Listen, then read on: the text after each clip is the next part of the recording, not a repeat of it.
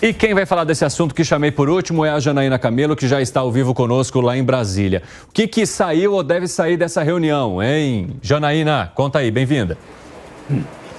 Muito boa tarde, Evandro. Boa tarde a todos que estão nos assistindo aqui no 3 em 1. Pois é, essa reunião acabou de terminar e quem acabou de passar por aqui foi o presidente do Congresso, o presidente do Senado, Rodrigo Pacheco, junto com o presidente da Câmara, Arthur Lira.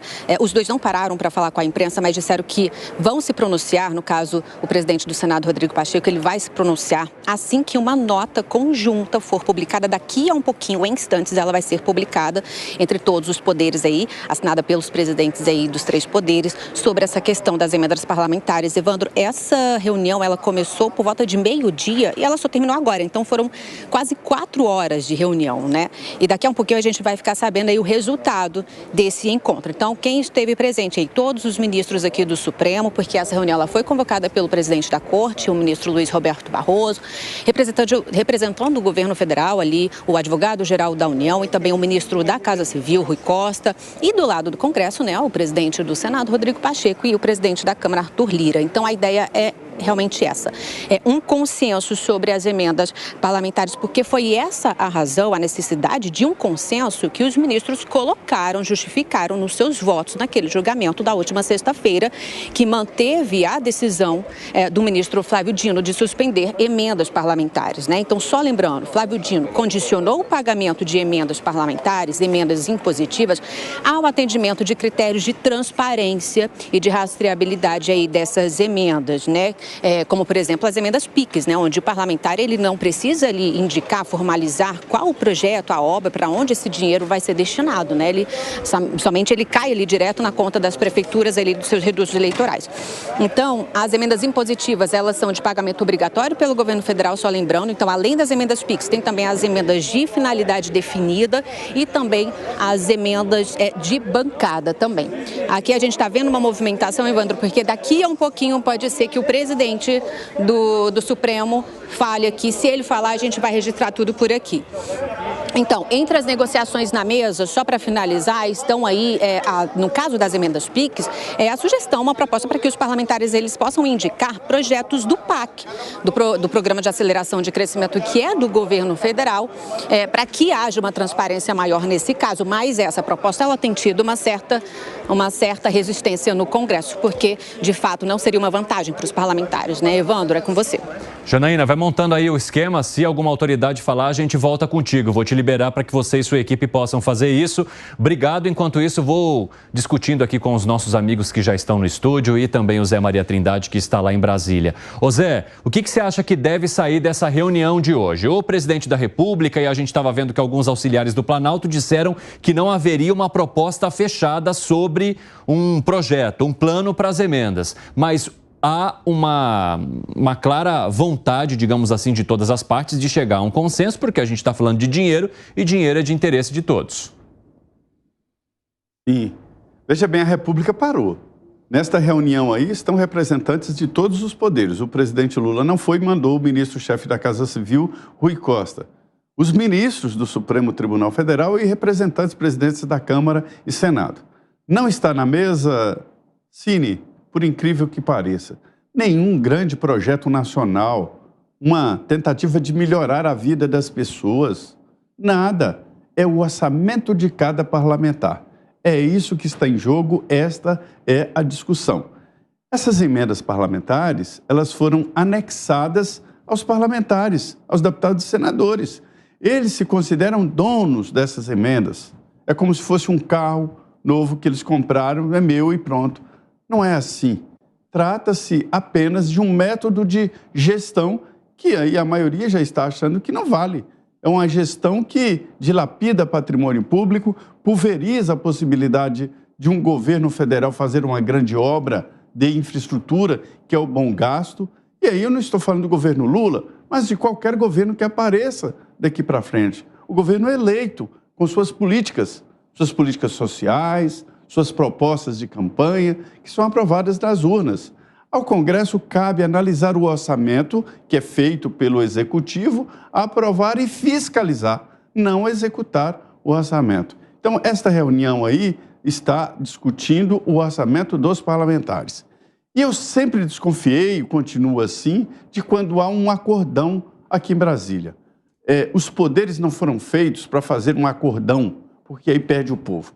Todas as vezes que tem um acordo, todas as vezes que tem um entendimento, é tipo assim, olha aqui, nós temos comida para todos e não vai dar briga, né? Nós vamos nos entender.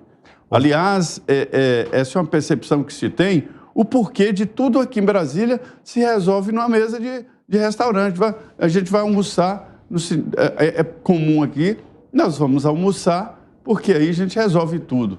O Cristóvão Buarque, ex-governador de Brasília, senador, ele diz que isso é da mentalidade humana, animal, porque numa mesa de almoço você tem ali comida à vontade e intuitamente você diz, olha, nós temos comida, não precisamos brigar. Esta é a mentalidade desta reunião, de discutir os orçamentos dos deputados e senadores. Ô Zé, rapidamente, eu queria até trazer uma informação aqui, porque o Supremo Tribunal Federal acabou de divulgar uma nota conjunta sobre a reunião e sobre de que maneira que firmaram, então, os critérios para a distribuição de emendas parlamentares. No caso das emendas individuais, haverá uma transferência especial. E aí, quando a gente fala de transferência especial, são as emendas PIX. Ficam mantidas com impositividade, observada a necessidade de identificação antecipada do objeto, a concessão de prioridade para obras inacabadas e a prestação de contas perante o TCU. Demais emendas individuais ficam mantidas com impositividade nos termos de regulação acerca dos critérios objetivos para determinar o que sejam impedimentos de ordem técnica a serem estabelecidos em diálogo institucional entre o Executivo e o Legislativo. Tal regulação deverá ser editada em até 10 dias. Então, no caso das emendas individuais, é preciso haver um consenso entre o governo federal e o Congresso num prazo de 10 dias para se entender e se estabelecer a maneira de pagamento dessas emendas. Quando a gente fala de emendas de bancada, ficou definido a seguinte questão: serão destinadas a projetos estruturantes em cada estado no Distrito Federal, de acordo com a definição da bancada, vedada a individualização. E as emendas de comissão, que eram emendas que deram bastante problema também, porque você não conseguia entender quem era o padrinho, por que estava enviando aquela emenda, serão destinadas a projetos de interesse nacional ou regional, definidos de comum acordo entre Legislativo e Executivo, conforme procedimentos a serem estabelecidos também em até 10 dias. Fica acordado que o Executivo e o Legislativo ajustarão o tema da vinculação das emendas parlamentares à receita corrente líquida, de modo a que elas não cresçam em proporção superior ao aumento do total das despesas discricionárias. O relator irá oportunamente reexaminar o processo. Então, essa aqui foi a nota que foi publicada há pouco mesmo, pouco depois das 4 horas da tarde, pelo Supremo Tribunal Federal, trazendo então os termos. Até porque o presidente do Congresso, o senador Rodrigo Pacheco, havia informado ali para a nossa equipe em Brasília que só se manifestaria depois que essa nota técnica fosse divulgada pelo Supremo Tribunal Federal. Por isso que a gente começa a acompanhar uma movimentação agora em Brasília, ali, né, com os repórteres se aproximando e a possibilidade de fala das autoridades, porque os termos já estão sendo divulgados. O que você achou, Alangani? Olha, em relação a tudo aí que você trouxe, 2 coisas me chamaram a atenção. A primeira, a destinação das emendas PIX para obras inacabadas. Então, me parece que há um direcionamento das emendas para obras do PAC, que inclusive era uma reclamação do governo. Veja, o governo federal não está lutando por transparência aí. Isso daí é o rótulo vendido para o público.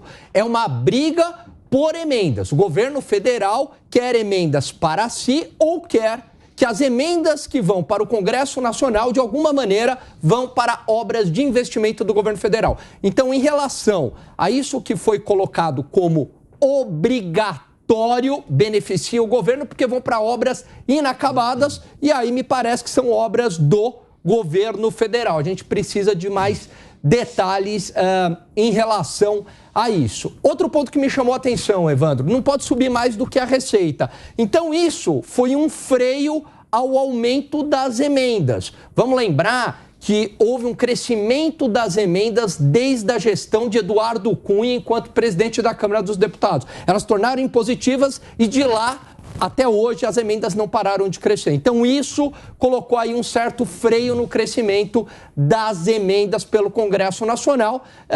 De certa forma é até um ajuste fiscal. Agora, o que chama a atenção é o Supremo Tribunal Federal sendo o mediador, o poder moderador da República. Agora, Piperno, o que chama a atenção é que no caso das emendas PIX já há definição, né? Observada a necessidade de identificação antecipada do objeto, a concessão de prioridade para obras inacabadas e a prestação de contas perante o TCU. Agora, no caso das emendas de bancada e das emendas de comissão, que estavam também sob ali uma discussão grande, há necessidade agora, de um diálogo entre o governo federal e o Congresso Nacional num prazo de 10 dias.